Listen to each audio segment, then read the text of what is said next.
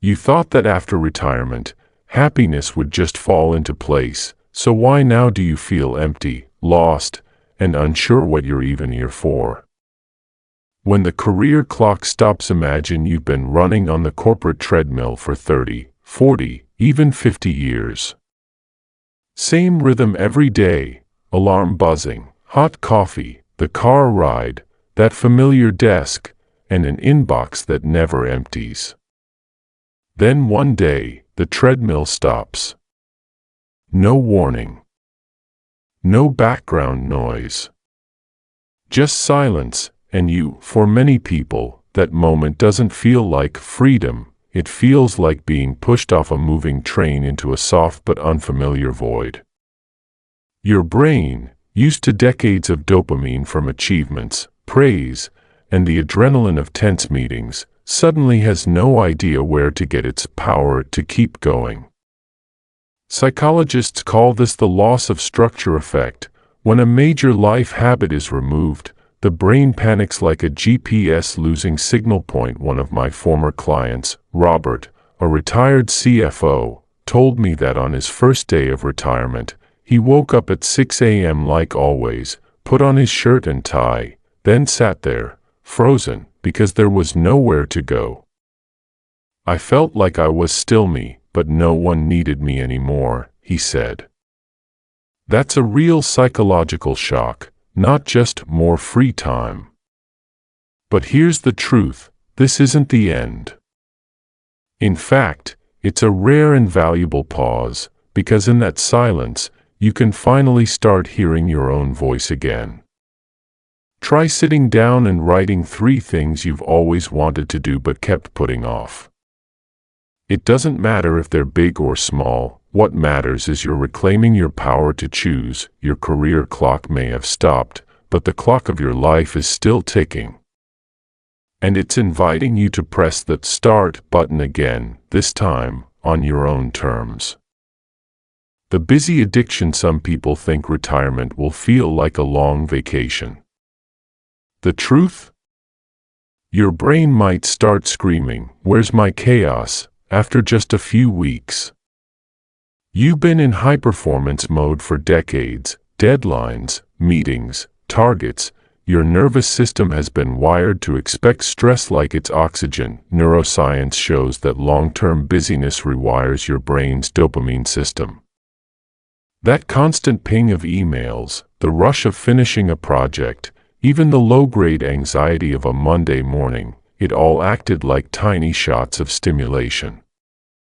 Take it away suddenly, and your brain doesn't throw a farewell party, it throws a tantrum. Psychologists call this withdrawal from overstimulation, similar to what happens when people give up caffeine or sugar. I once spoke to Linda, a 67-year-old former project manager. 2 months into retirement, she confessed she'd started inventing fake errands just to keep herself occupied. Grocery store trips for 1 lemon. Rearranging the spice rack daily. I wasn't living, I was just killing time, she admitted. Here's the pivot. Busyness isn't the same as purpose. The trick is to replace urgency with intention. Instead of asking, "What's next on my list?" try asking, "What's worth my energy today?" This reframing not only calms the nervous system, it trains the brain to find satisfaction in slower, deeper work, whether that's painting, gardening, volunteering, or learning to play the piano. If you miss the rush of corporate life, give yourself structured challenges, sign up for a course, commit to a charity project, or set a physical goal like hiking a local trail. The goal isn't to keep busy for busy's sake. It's a channel that drive into something that nourishes you instead of draining you, because here's the punchline. Your worth was never measured by how full your calendar was. It's measured by how full your life feels now. Lost in freedom, you'd think unlimited free time would feel like winning the lottery. But for many new retirees, it feels more like being dropped in a foreign country without a map, and without knowing the language. Suddenly, There's no Monday morning rush, no mid-year review, no reason to set the alarm, and that blank space can feel terrifying. Psychologists call this decision paralysis. When you've spent decades inside a system that told you where to be, what to do, and when to do it, total freedom can actually overload the brain. It's like being given a giant buffet when you've only ever eaten set meals. You don't know where to start, so you just don't. I remember talking to Peter, 72, who said that after leaving his engineering job, he would wake up, make coffee, sit in his favorite chair, and think, I can do anything today, but I don't know what I want. That sentence, I don't know what I want, is the silent fear many retirees carry but rarely say out loud. Here's the thing, freedom without direction is just floating. The antidote. Gentle structure. Not the old rigid, soul-draining schedules, but small anchors in your day that give you a sense of rhythm.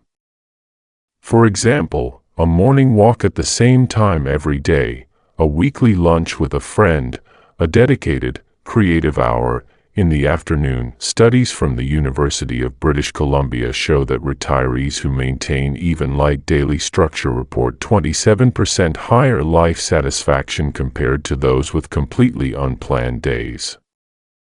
The key isn't controlling every minute, it's giving your days a few signposts so you don't drift. Freedom is a gift, but without a compass, it can feel like a curse. The good news? You get to design that compass, and this time, it only has to point toward what matters to you. A new map of meaning. When you left your job, you didn't just walk away from a paycheck, you walked away from an identity. For decades, your answer to what do you do was simple. Now, you might hesitate, stutter, or joke, as little as possible, while secretly wondering who you are without that title. Psychologists call this role exit, the process of leaving a deeply ingrained identity.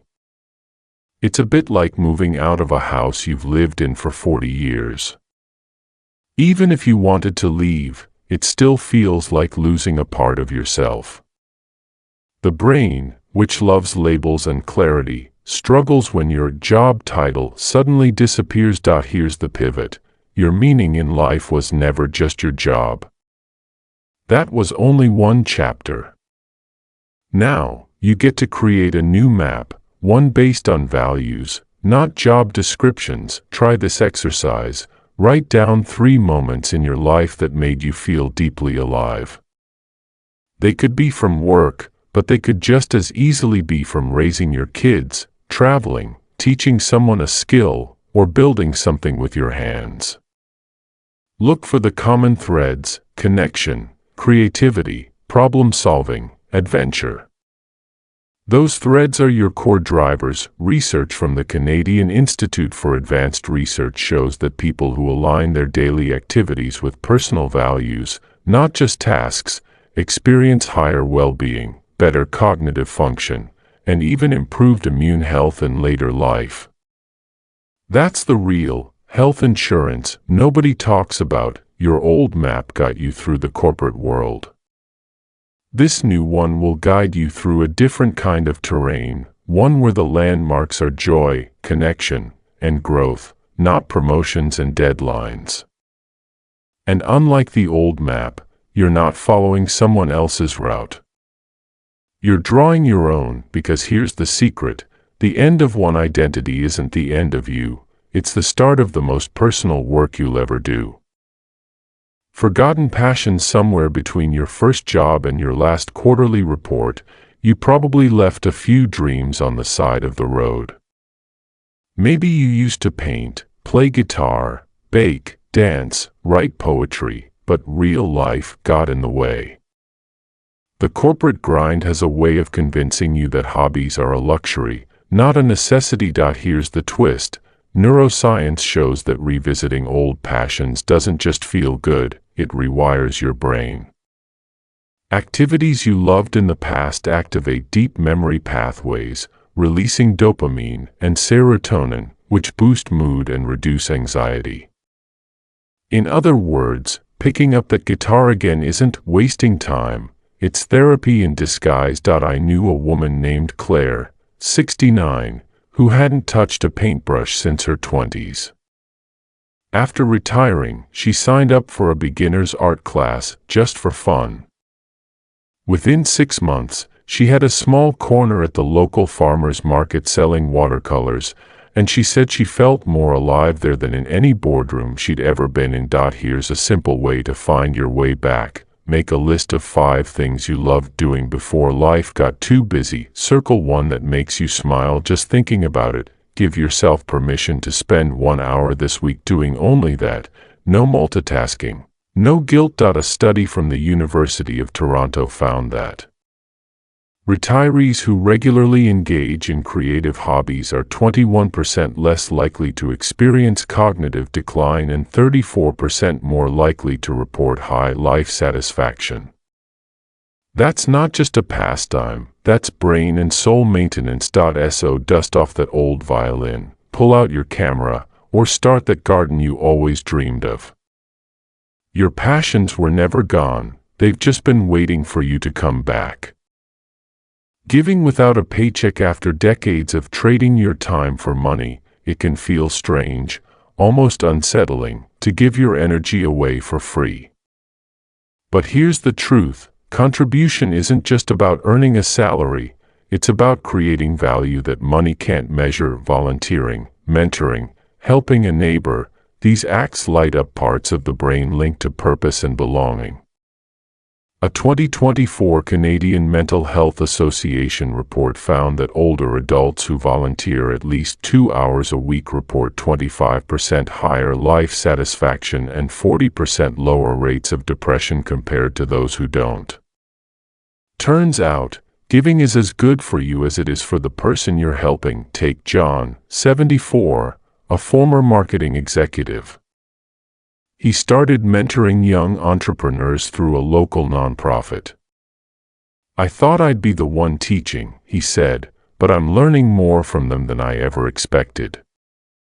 It gave him a reason to get up in the morning, sharpened his mind, and rebuilt a sense of relevance that no paycheck could match. If you're not sure where to start, think small. Offer to read to kids at the library. Deliver meals to seniors. Share your career wisdom with someone just starting out. You don't have to save the world, sometimes you just have to show up for one person, and here's the science, giving triggers the release of oxytocin, that connection hormone, which not only improves mood but also boosts cardiovascular health. In other words, generosity is good for your heart, literally. So, the next time you miss the feeling of being needed, remember, you are needed. Always have been. You just might not be getting a direct deposit for it anymore.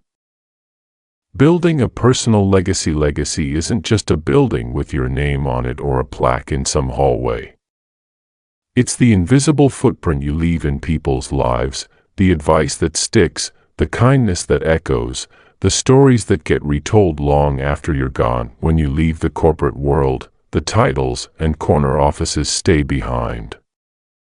But your influence, that's portable. You carry it into every conversation, every mentoring moment, every shared laugh with your grandkids. Psychologists call this generativity, the human drive to invest in things that will outlast us. Studies from the University of Ottawa show that older adults who focus on generativity report higher overall happiness and a stronger sense of identity in later life. Take Maria, 71, who spent her career as an accountant. After retiring, she began writing a family history book for her children and grandchildren. It's not just dates and facts, she told me, it's the lessons I learned, the mistakes I made, and the things I hope they'll do better. That book became her legacy, a living piece of her wisdom. Your legacy doesn't have to be grand to be meaningful. It can be teaching a neighbor to fix a leaky tap, showing your granddaughter how to make your famous pie crust, or sharing stories from back when phones had cords. What matters is that it's yours, built on your values, your experiences, your fingerprints. Here's a thought. What if you saw every day as a brick in your legacy? Even a small act, a kind word, a patient ear, a bit of encouragement, is a brick. Over time, those bricks build something bigger than you. The beauty of this stage in life is that you no longer have to prove yourself. Now, you get to pass yourself on. Living light, living deep. There comes a point when you realize the chase, for titles, for things, for proving yourself, was just noise. Retirement isn't only about stopping work, it's about shedding the weight you never needed to carry in the first place. Living light means letting go of what no longer serves you, clutter, grudges, toxic routines, and making space for what does, connection, curiosity, health, and joy. Studies from McGill University show that older adults who actively simplify their lifestyle experience less stress, better sleep, and higher daily satisfaction. In short, less really can mean more. Living deep is the second half of the equation. It's about savoring instead of skimming, lingering over coffee with a friend, taking time to learn the names of birds in your garden, listening to music without doing anything else. These moments might look small to someone still stuck in the corporate rush, but to you, they're the whole point. Now, I think of George, 78, who told me, in my working years, I measured life in deadlines. Now I measure it in sunrises. That's the kind of shift this stage invites, from existing in fast forward to living in full color. Here's a challenge. Each morning, before you check your phone, write down one thing you want to notice today. It could be the smell of rain, the sound of your grandchild's laugh, or the taste of fresh bread. At night, ask yourself if you noticed it. This simple habit turns days into experiences instead of blurs, because in the end, the purpose detox isn't about filling your time, it's about filling your life. That's all for today. I will make more videos like this in the future. Please subscribe to see more.